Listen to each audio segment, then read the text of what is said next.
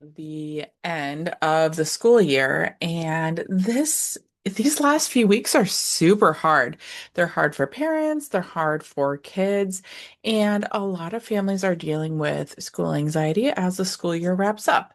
Now, I know there's so many fun activities and school should be fun, but if you have been struggling with this school anxiety for the last month or so, I'm so glad you're here. Keep listening. We're going to talk about the signs and symptoms of your child being anxious about school or going to school, and what's causing that, and how to help them. So let's look at what anxiety looks like in a kid. So we're really talking about these little kids starting kindergarten, up until 10, 11, 12 years old.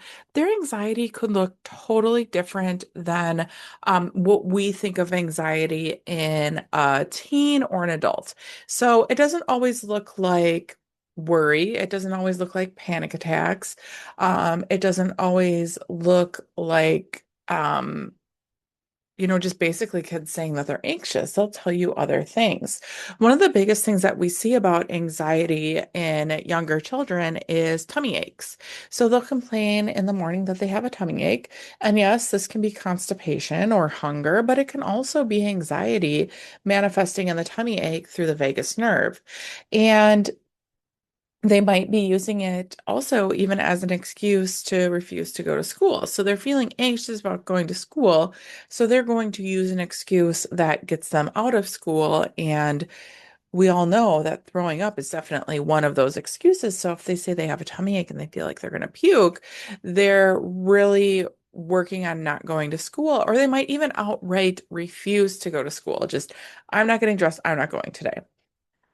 Um, Meltdowns, behaviors. So we're gonna see that those behaviors show up trying to get to school and maybe even after school, like they had a letdown from being anxious at school all day, and that comes out as a meltdown and difficult behaviors after school, or they might be having these at school where their nervous system becomes so overwhelmed, they're so anxious, they're not able to manage it, and it comes out in behaviors and meltdowns at school.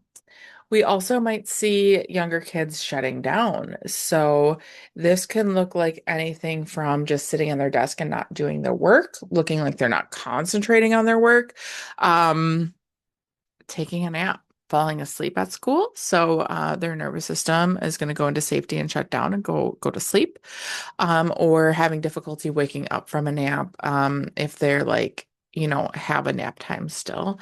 And it might be shutting down after school. So requesting the screens in an effort to regulate their nervous system and shut out the environment around them, turn off that anxiety with a screen. I know adults do this. I don't see why a child wouldn't do it either. So anxiety in kids definitely looks different. You've got to really watch the signs. Um, so another thing that's not on here that will show up in kids is like picking behaviors, whether that's like picking, pulling their hair, their skin, mosquito bites, their nails, biting their nails, sucking their thumb, those sorts of things can also be an anxiety behavior, along with there's other things you got to watch out for with those behaviors, but it can definitely be an anxiety behavior. So what is really happening when a kid is struggling with anxiety around school?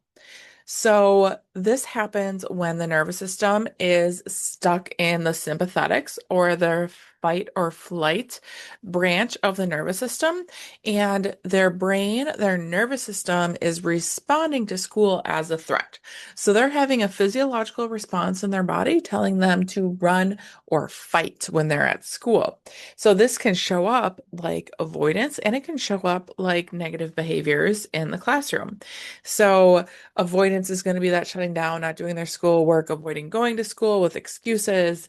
And then the fight is going to be emotional outbursts or physical aggression at school. So, um, That's not usually interpreted as anxiety in children at school. And I think if we can look at it that way, say their nervous system is stuck in fight or flight and they are fighting, we can really approach what your child is struggling with in a different way.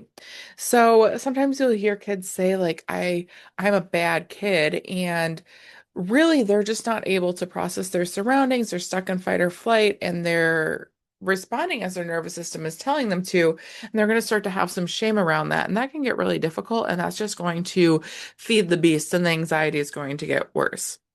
This can also show up as difficulty concentrating. So that might look like ADHD behaviors, avoidance of doing work, or just really struggling with grades. When the body is stuck in this fight or flight and we can't have a good balance of shifting into rest and digest, the nervous system is stressed and overstressed, and we don't get the opportunity for recovery.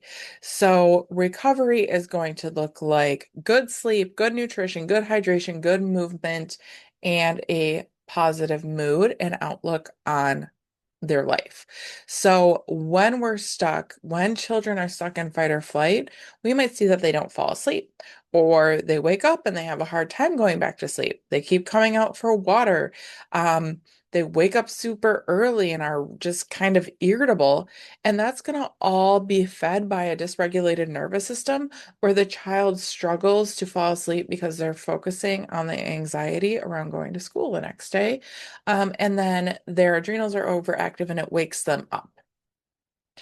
Their emotional regulation will drop. So they're going to have a hard time processing any little thing. So they get in the car and their sibling gets in first and they have a meltdown. Um, my daughter actually struggled with this. We had a really hard time. She did great at school. The teachers always said she was so wonderful. She was good with friends. She played nice. She followed rules. She did her work. But the moment she got in the car, it it was an incredible meltdown. Like sometimes we were waiting an hour for her to even calm down and get buckled. So her emotional regulation was just completely gone. She was just so stressed out from the anxiety around being at school, of keeping her nervous system in check for that entire time, that she just lost it when she got in the car. Um, and this is going to go hand in hand with decreased resilience. Sometimes decreased resilience looks like frequent colds. So just getting over something and getting the next thing immediately. Sometimes it looks like colds that every single one turns into ear infections and sinus infections. When the nervous system isn't regulating, we can't mount an appropriate immune response. We don't have resilience in our immune system, and we get sick repeatedly or just never get better, or it just turns into the next thing. For older kids, school can be very overwhelming, so they feel like they don't know where to start when they have their homework or they have projects. They feel like that start to get out the door to get to school is very overwhelming, maybe having difficulty getting out of the car or getting onto the bus in the morning, those sorts of things. All right.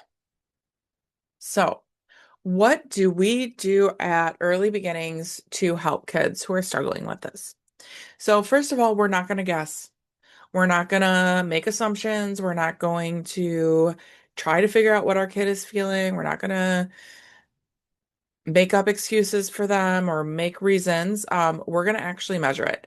And I think this is a really unique approach to anxiety and ADHD and concentration and behavior problems, because we actually do have a way to measure it, and not in a sense of we're just asking the kids what's going on. Definitely we'll do that, but we can use our nervous system insight scans to see stress patterns in the body and how they're holding and what needs to change. We can look at their vagal tone and their neuroadaptability, so how their nervous system is responding to stress. And these are going to feed into that overall nervous system functioning. So, how is the body processing the outside environment and then functioning?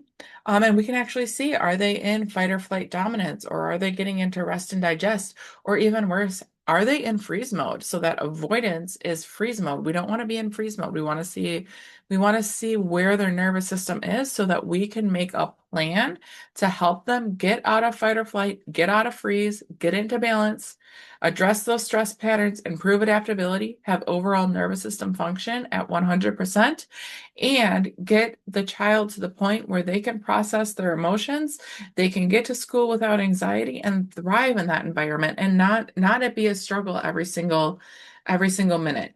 And when we get to that point, that's when things really start to change. So we're going to see mornings that go a lot smoother. Kids aren't having tummy aches, aren't fighting going to school, better emotional and nervous system resiliency. So less meltdowns, less negative behaviors, more focus in the classroom and at home. And when a kid feels safer in their environment because they feel safer in their body, they're going to thrive. So when the nervous system is adaptable, when we address that underlying root cause that the nervous system is not processing things and isn't adaptable to change in the environment, that's when the symptoms of the anxiety, the behaviors, the ADHD, the difficulty concentrating, the poor grades, the meltdowns, the physical aggression, all those things really start to resolve.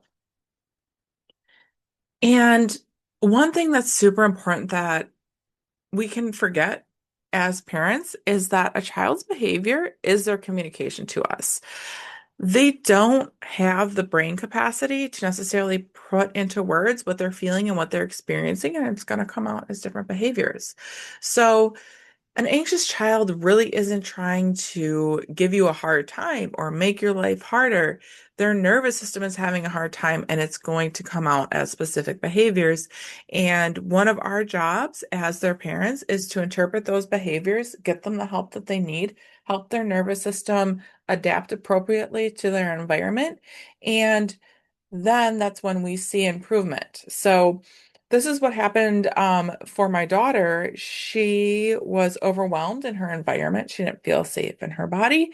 And we addressed her nervous system, made some changes in her environment.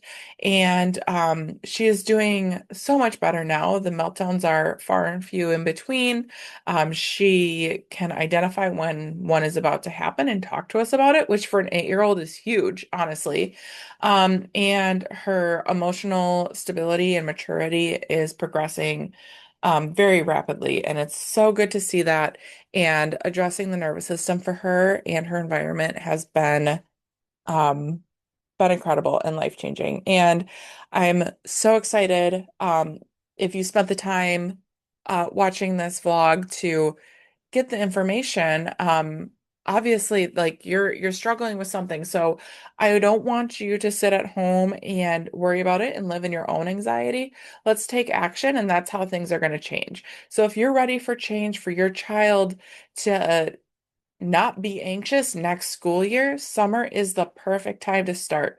So we are booking out. I don't know when you're watching this, but it is currently June 2nd, 2026. We're booking into July for new patient exams. So if your kid has struggled this last school year and you want a different school year for next year, call us like right now. Go on our website, fill out the form. We'll make sure that that's linked so that we can get a hold of you and get that appointment scheduled so we can start making some changes in your child's nervous system before school starts. And this will be a thing of the past.